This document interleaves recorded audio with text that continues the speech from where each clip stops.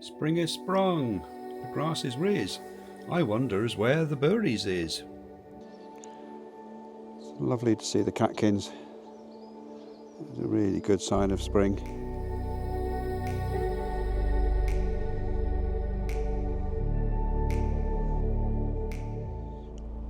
This green plant here, I believe, is hairy bird's foot trefoil. I can't get close enough to zoom in enough to show you, but it's the actual stems are really very hairy. Fine hairs on them. A lovely springtime flower, little yellow, small yellow flowers. It's easily overrun, so it's best to catch it early in the year before it gets overgrown.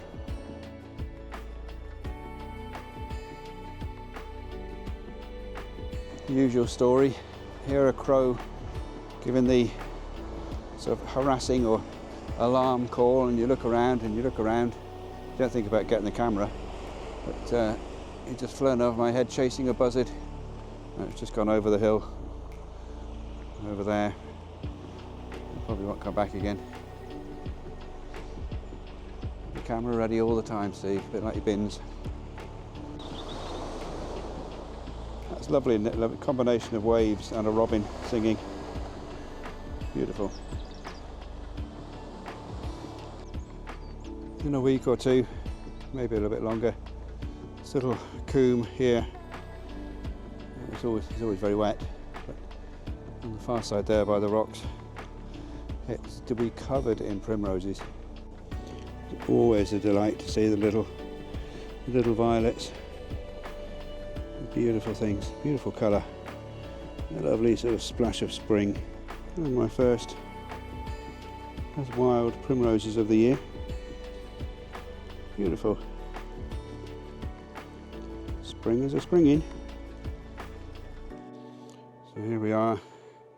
We've just walked past the post office, and we have reached the shadow. No, we've reached the steps over the bank into the mass track, which is where we're heading now. As well as the mass track, this path now forms part of the red and the green loop, both of which I'll be doing in future videos. I did this walk the other day and the skies were a bit grayer and there was a lot more water running down the track here, but I didn't have my little mic. Well, I did, but it wasn't working. So I'm retracing my steps. I have to say it's the first time I've done the mass track walk twice in a week. I've not done that in the 25 odd years that I've been here. Not sure that's anything to be proud of, mind. So here we go with style number 2 on the mass track. This takes us into the trees now, into the wooded part. And I do remember saying in the video last week, which may not make the edit, but just in case it doesn't, one of the few things I miss from the mainland is the ability to walk through a woodland. There's not many opportunity on Cape to do that. This is one of the few. So this is where the mass track and the red and green route diverge. You can see from the sign there, the mass track goes straight up through there. It takes you up to the church eventually. And we're going to go up through this little muddy track, up through the trees, a more wooded part of the walk, and the two do meet up again later on, so I'm not in the highlighted by halo now. Dream on, Steve. Yeah, the two meet up at the top of the hill here, so we'll have a look when we get there. Well, I can hear blue tits and great tits and goldfinches calling in here, and wrens, of course, you run everywhere on Cape.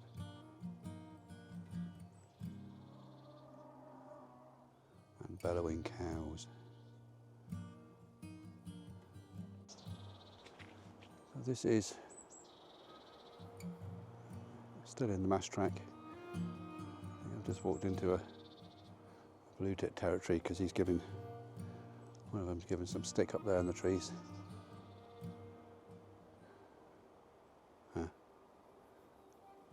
So he stops, of course. The instant you mention it, I want to show people, they stop. I love little bits like this where you're walking through the trees and then you go into an opening and you get a different vista, a different viewpoint. Just lovely. This is new. This wasn't here last week.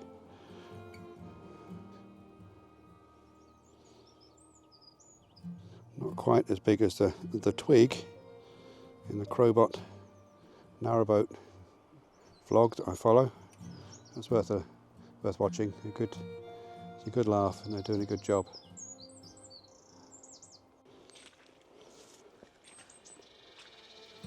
I think I've caught up with the blue tit. The wood pigeon's just flown off as well in front of me. Blue tit's up here in the pine somewhere.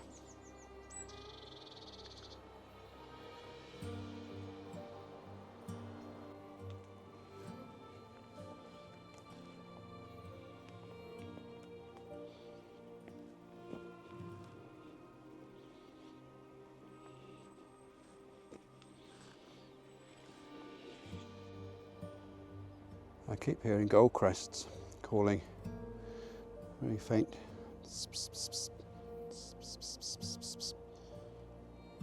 I've yet to be able to find one.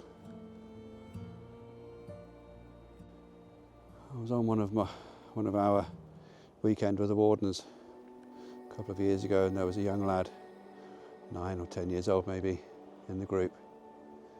And we were walking along the low road past the campsite, past a little patch of trees there, and he said, "Oh, Steve, there's a goldcrest calling." Oh, not that you'd hear it at your age. A cheeky little devil. I mean, he was right. I don't always hear them, but you didn't have to say it, and there's one there again. This is another one of those vistas I was talking about, just walking through the trees and then just a little gap. Here we go, up a little stairway up through the rocks, and at the top, which isn't very far away in fairness, but at the top we have another vista which I think you agree is pretty good. I can see Fastnet out through there. You may just about make it out there to the left, and obviously farther away than the white cable end. See the white water around it. I can still hear those gold crests.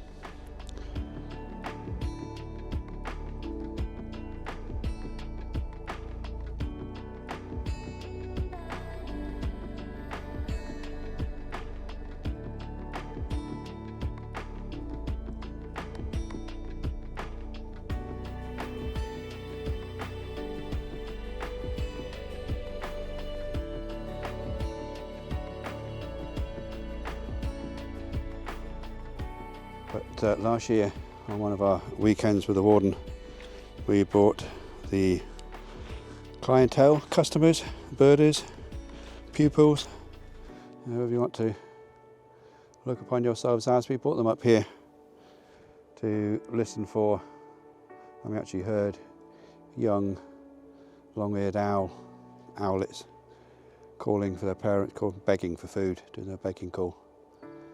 I'll put, if I can find a free recording somewhere, I'll put it on the video. but it's certainly something we'll be doing in this year's courses. We'll be coming up here in the evening, just before and just after nightfall, really, just after it gets dark. Be pleasant. And a bird a year prior to that, sorry, was saw a nightjar fly over, not here, but a little site which is probably less than 200 metres away, and this is perfect nightjar habitat. So we've been keeping an eye open on that for last year, and we will again this year, just in case.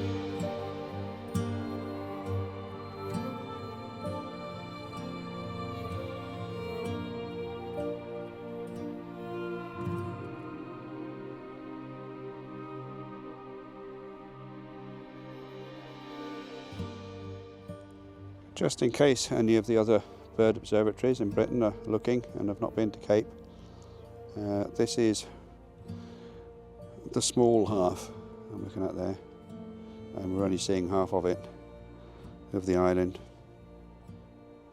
It spreads way back. There's another probably 1.5 miles, 2 miles behind me. So it was a big area to cover, and most of the time it's just me. There's no way that I can cover the whole island every day. So we do tend to stick to the hot spots on that southern end. Baleara, it's called. Baleara. So this is where the red and green track meet, or the route, sorry, meet the mast track again. I'll take a slight diversion here for a second, but the mast track goes down these steps down here, whereas the red and green come back this way a little for a short distance.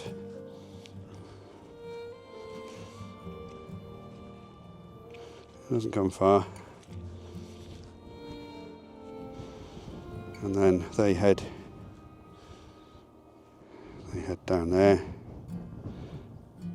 and over to there, then up just to the right of the bungalow on the ridge, if I can find the bungalow on the ridge.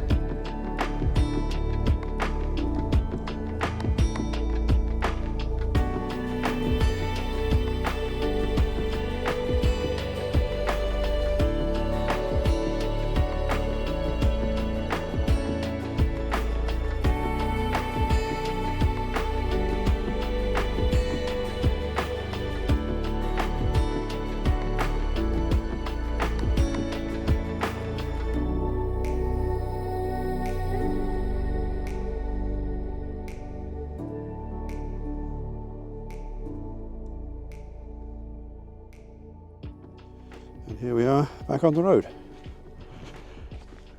And the church is down that way, and the observatory, and a cup of coffee maybe a biscuit or two. Go down this way.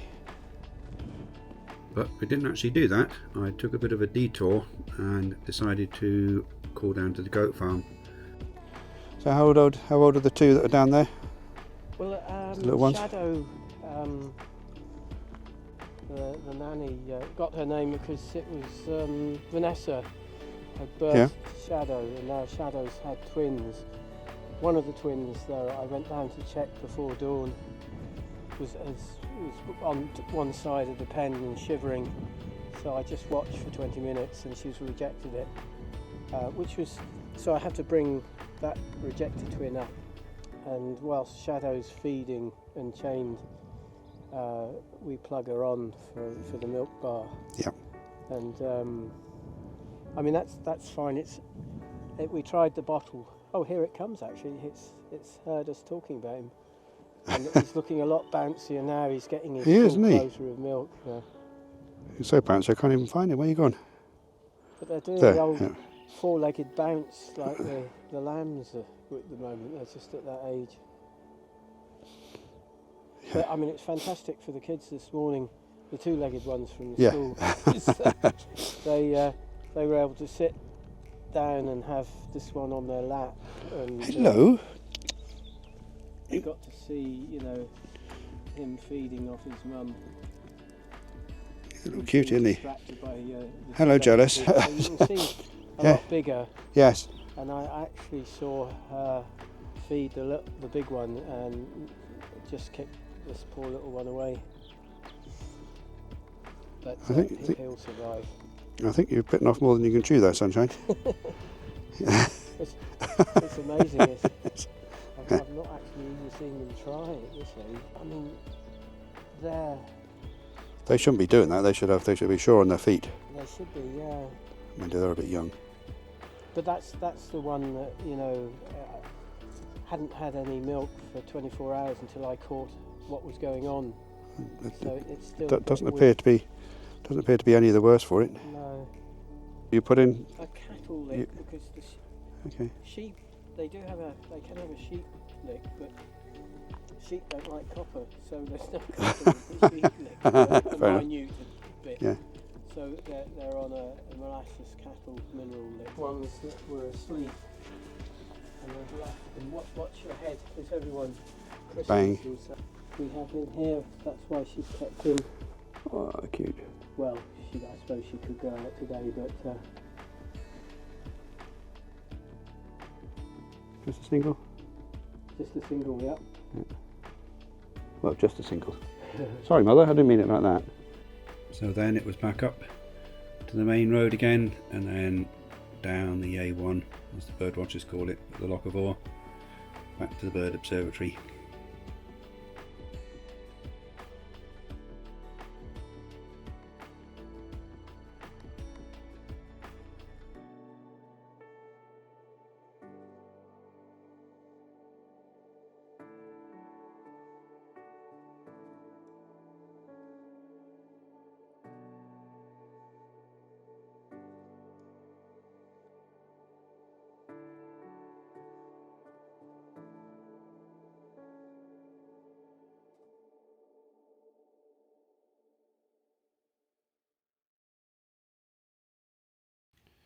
And here we are, back at the shop in North Harbour, and a bit of a whirlwind run down the hill there. But the shop is shut, the blue shutters are down, and when they're down, the shop is shut. But it is Saturday, so the shop will be open around about 2 o'clock-ish. So I'm going to head back now to the bird obs. Anyway, thanks very much for watching this 4th episode now. I can't believe it. And I have to say a massive thank you. I am now up to 60 subscribers. Woohoo! So listen, many thanks, and we'll see you in the next episode, next week maybe. Okay, keep safe. Bye. Bye-bye.